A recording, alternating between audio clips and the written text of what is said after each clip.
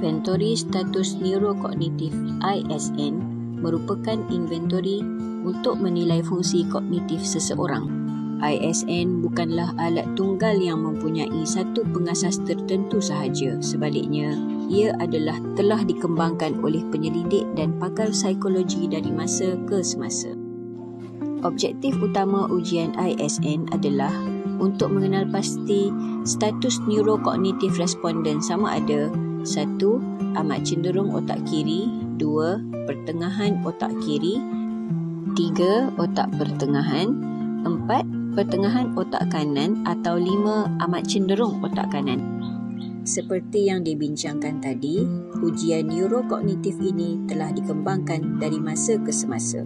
Berikut adalah tokoh-tokoh yang terlibat dalam perkembangan ujian ini.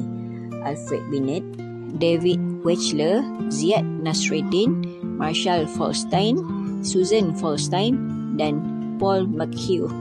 Bagi ujian ISN ini, cara permakahannya adalah seperti berikut. 1.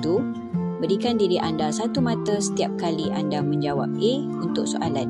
2. Berikan diri anda satu mata juga setiap kali menjawab B untuk soalan. 3. Jumlahkan semua mata untuk jawapan A dan jumlah mata untuk jawapan B. Arahan untuk menjawab adalah seperti berikut. Pilih satu ayat yang lebih sesuai tentang diri anda. Jangan tinggalkan ruang kosong pada setiap soalan.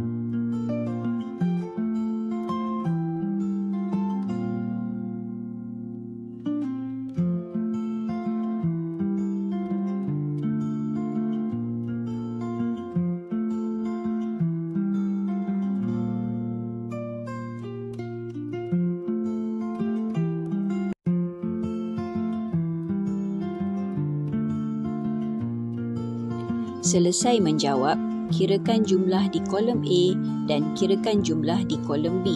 Ambil markah tertinggi dan bandingkan dengan skala skor. Sekiranya markah anda di antara 0 hingga 4, anda amat cenderung otak kiri. Jika 5 hingga 8, status neurokognitif anda di pertengahan otak kiri. 9 hingga 13, otak pertengahan. 14 hingga 16, pertengahan otak kanan dan 17 hingga 21, anda amat cenderung otak kanan.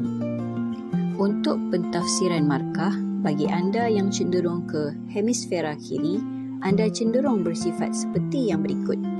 Sentiasa memantau perlakuan yang berurutan dan susunan, mengawal kesedaran tentang masa, urutan, perincian dan susunan, mengawal kecenderungan mendengar dan mengekspresi, pengkhususan dalam perkataan, logik dan pemikiran analitik, bacaan dan penulisan, mengawal sempadan dan dapat membezakan yang betul dari yang salah, tahu dan hormat kepada peraturan dan tarikh-tarikh yang ditetapkan. Bagi yang cenderung hemisfera kanan pula, anda cenderung bersifat seperti berikut.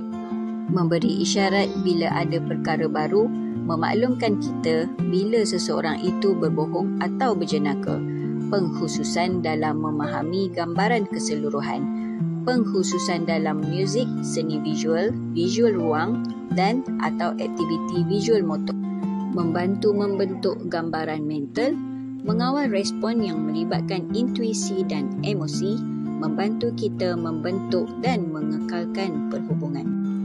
Sekian daripada saya, Nadirah Samsuri, pelajar sarjana Pendidikan Bimbingan dan Kaunseling, Universiti Pendidikan Sultan Idris.